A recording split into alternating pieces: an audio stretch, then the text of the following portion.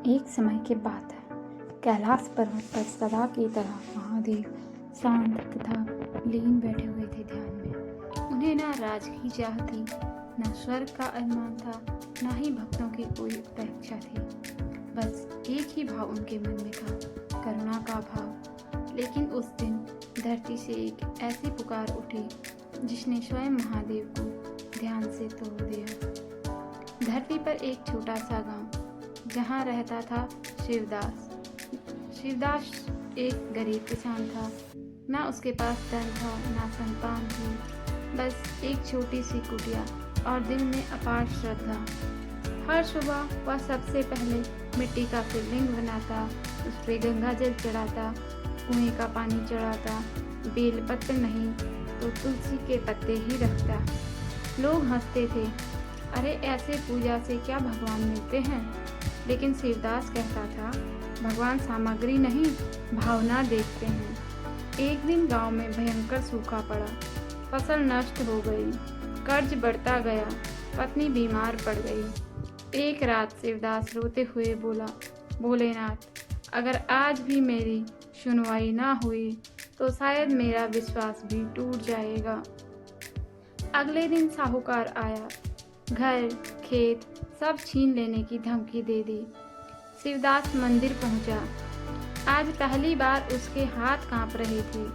महादेव, आज आखिरी बार आया हूँ, अगर आप हैं तो मुझे कोई संकेत दीजिए। लेकिन मंदिर में पूर्ण मौन, ना घंटी बजी, ना हवा चली, ना कोई चमत्कार हुआ। लोगों ने कहा, देखा, तेरे भोलेनाथ ने भी तेरा साथ छोड़ दिया। शिवदास का दिल टूट गया। वह मंदिर से बाहर निकल आया।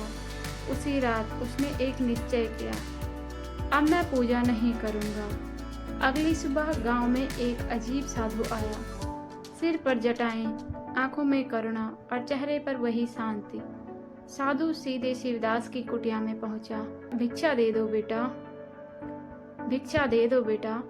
शिवदास गुस्से में बोला, खुद भूखा हूँ, भिक्षा क्या दूं। साधु मुस्कुराया, जब सब कुछ छिन गया तब भी अगर इंसान दया कर सके तो वही सच्चा भक्त होता है। ये शब्द शिवदास के दिल में उतर गए। उसने आखिरी बची रोटी का आधा हिस्सा दे दिया। क्या तू जानता है, भगवान तुझे चुपचाप देख रहे थे। शिवदास चौंका, तो फिर उन्होंने मेरी मदद क्यों नहीं करी। साधु ने कहा, क्योंकि भगवान कभी तुम्हें कमजोर नहीं बनाते, वो तुम्हें मजबूत बनाते हैं। तभी साधु की आंखों में आंसू गिर पड़े और उनका रूप बदलने लगा।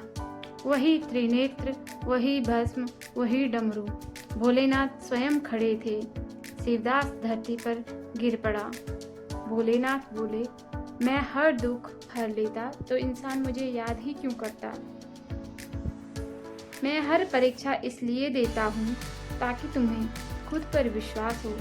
अगले ही दिन गांव में बारिश हुई, पत्नी स्वस्थ हुई और साहूकार का हृदय बदल गया। लेकिन शिवदास अब पहले जैसा नहीं था। अब वह दुख में भी मुस्कुराना जान जाता था।